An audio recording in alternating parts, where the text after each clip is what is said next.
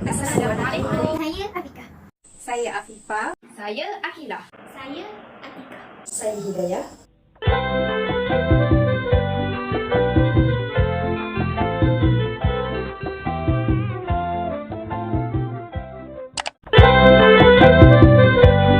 Syekh Abdul Rauf As-Singkil lahir pada tahun 1615 Masihi di Singkil, Aceh.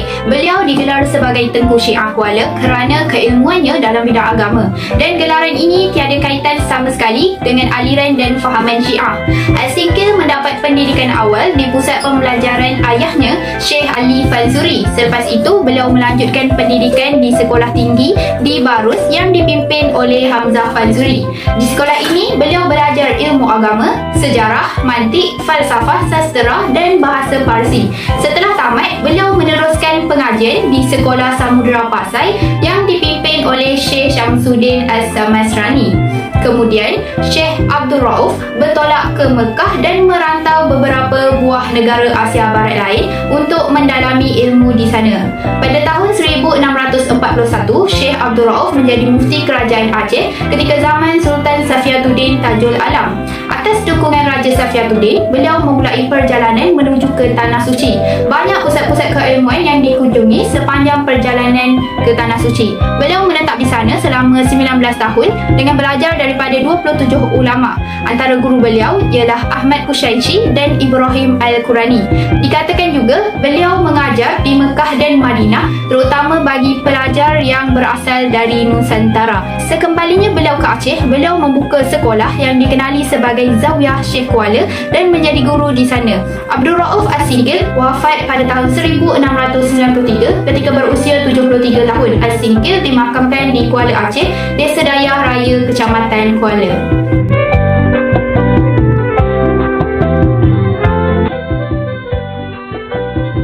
Syekh Abdul Rauf As-Singkil ini juga menulis kitab dalam bahasa Arab.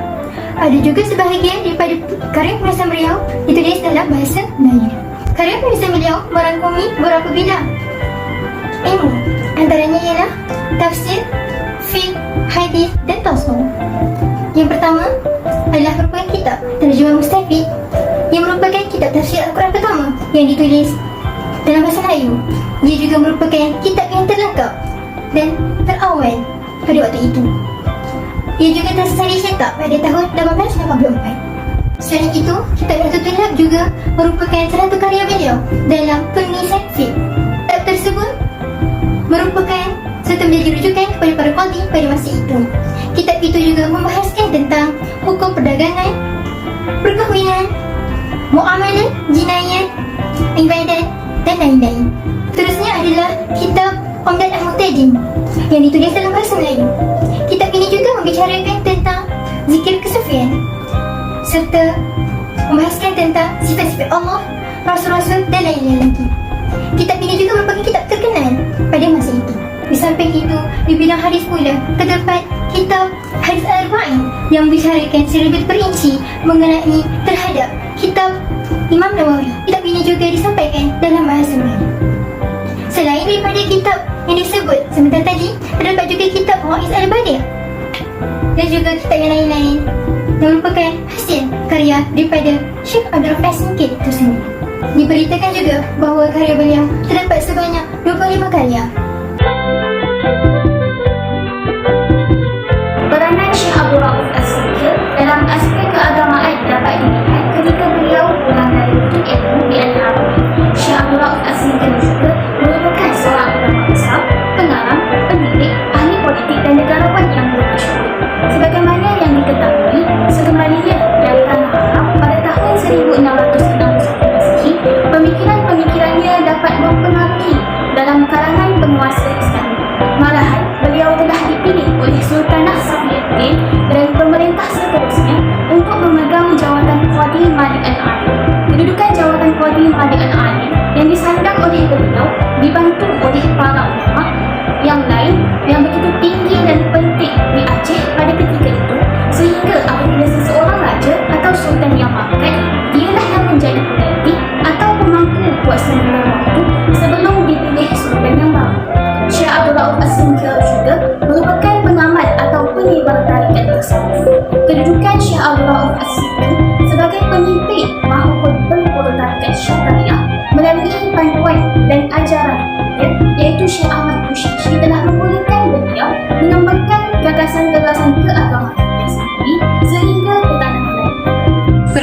kedua, Syekh Abdul Rauf As-Singkil, iaitu dalam memartabatkan tamadun Islam, terbahagi kepada 3, iaitu bidang penulisan, bidang pendidikan dan mewujudkan jaringan keilmuan. Bagi bidang penulisan, sebagai seorang pengarang, banyak karya-karya beliau yang dihasilkan dalam berbagai bidang ilmu pengetahuan. Syekh Abdul Rauf juga dipercayai orang Melayu pertama yang menulis tafsir Al-Quran dengan lengkap dalam bahasa Melayu. Karyanya Tarjuman Al-Mustafid sangat popular di alam Melayu dan dikatakan beredar luas di wilayah Melayu Nusantara sehinggalah ke hari ini. Bagi bidang pendidikan, selain daripada sumbangan hasil karya beliau, Syekh Abdul Rauf As-Singkil juga memainkan peranan yang besar terhadap pendidikan di Aceh, iaitu bermula dari peringkat asas sehinggalah ke tahap pengajian tinggi. Sistem pendidikan di Aceh bermula daripada Miunasah, bermaksud madrasah. Murid-murid diajar menulis dan membaca huruf Arab, membaca Al-Quran, cara beribadah, akhlak, kisah-kisah daripada sejarah Islam, rukun iman serta nyanyian nasyid.